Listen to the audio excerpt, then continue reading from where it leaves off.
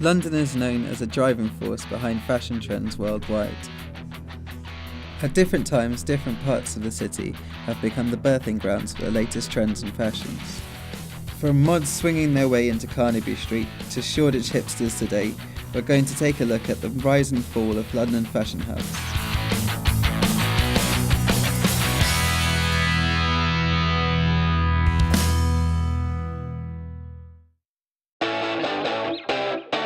Carnaby Street was something new. It was for the gay culture. Bright colours, the pinks, the yellows, the oranges, the polka dots, just multicolour stuff. Trousers, about 30-inch bottom trousers, you know, in bright yellow. I mean, what person in their right mind will wear them? But when the mods come along, we started wearing that type of clothing. Mods were there to be seen.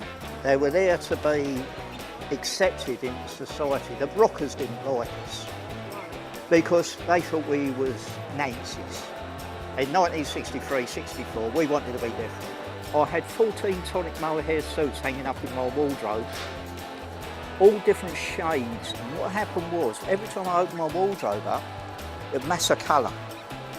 You could pull a girl by that, just by showing these suits of original Ben Sherman, small collar, button down, little tiny knitted tie, slim Jim tie. So this is the proper stuff. We just wanted to be completely different. Trendsetting, that was basically what it was, you know. After the mods and rockers of the 60s, punks and hippies rule the King's Road throughout the 70s, with Vivienne Westwood and Malcolm McLaren's controversial and taboo-breaking shop Sex for the punk scene, and Granny Takes a Trip for the hippie scene. The King's Road now is full of yummy mummies, rich bankers and socialites, with the streets paved with exclusive clubs and high-end designer shops. Chelsea has become the most exclusive postcode in town and has no sign of its rebellious punk days. There's no summer of love now. Old hippie boutiques have been turned into your typical high street commercialised establishment. In recent years, fashion hubs have moved away from the centre of London, and instead new trends have started to flourish in East London, in particular the areas of Shoreditch, Hoxton and Brick Lane. I've been here 12 years. I think it's a very fun place to work. It's not such a fun place to live. It's just basically that it's becoming a little bit too club orientated. I don't mind having fun myself, but when you can't sleep till 5 in the morning because of drunk people smashing bottles. But apart from that, the daytime community business here is really fun, very creative. Hello. All right, good, how are you? Yeah, this is one of my neighbours. Yeah, how long have you lived around here? 26 years.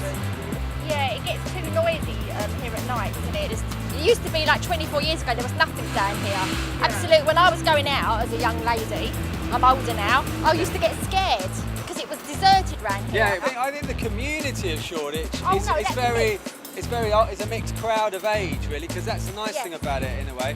But yeah, I know what you're saying. When I go out at night, it is very young.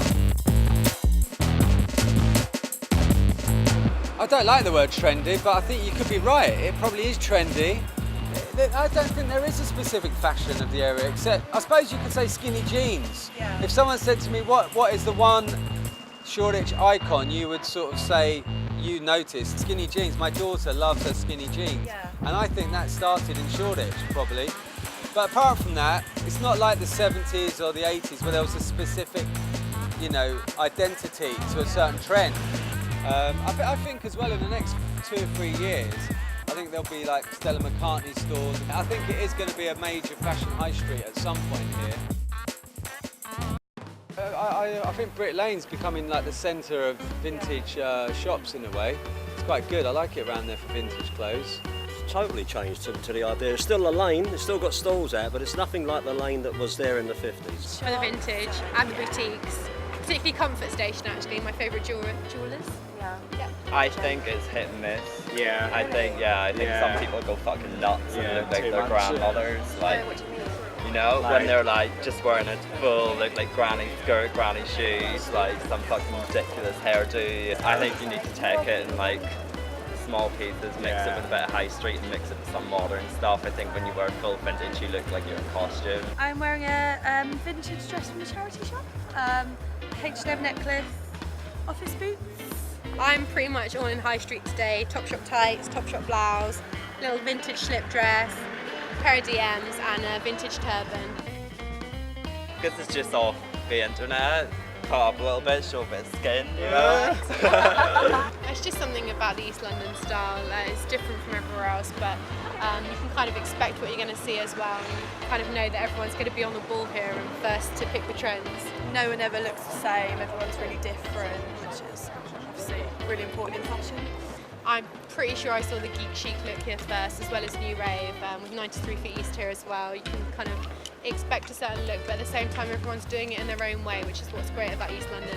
Well, if you call that fashion, yeah, but it still couldn't come anywhere near the fashion we had in the 60s. What do you mean by that? Well, I mean, clothes-wise and that, you couldn't come near us in the 60s with our mohair suits and whatever. Fashions of youngsters this day is appalling. It is absolutely appalling. How can you walk around with jeans hanging around your backside, right, showing your underwear?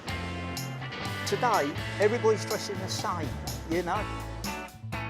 I'm there to help bring the youth, new youth coming through into a fashion scene instead of the hoodies, the baggy trousers and all that old rubbish they're wearing. Well, if you go up the waist, which is in Kingsland Road, just up the road here, there is no real market anymore. That used to be one of the best markets in London. And the Broadway market, it's all full of yuppies now instead of what it should be, where it used to be a market for everyone that lived around there. But now this whole area's become yuppified, with everyone got millions in the bank. But if you go back to the 40s and 50s and 60s, no one had anything in the bank, so everyone was in the same boat. So there's a vast change in our society in London itself, absolutely. So it's nothing like it used to be, and I'd venture to say that it's not as good as it was. So what about the future of fashion in London? Well, I do like Dalston, but I don't like having to get a bus to get there, so... I think it's up and coming, but it's not quite there yet. Yeah, I think it's so rough. So kind of rough. Yeah, Dalston is becoming kind of like Shoreditch, but I live in Seven Sisters, so I think it's going to just spread geographically of Kingsland Road, definitely. And yeah, it's going to get trendy, but that's what happens, and then all the artists move to where it's really cheap, and then that becomes trendy and becomes expensive, and then they move on. So it'll end up in Edmonton at some point, I should imagine, and it'll be fucking really trendy up there. So, yeah. I was expecting it to turn sooner than it has. Like, I keep looking for the new Star Hub, and I always come to East London. I keep looking out for the new place. I thought it might be South London, Campbell. I thought it might be Brixton, but I haven't found it yet.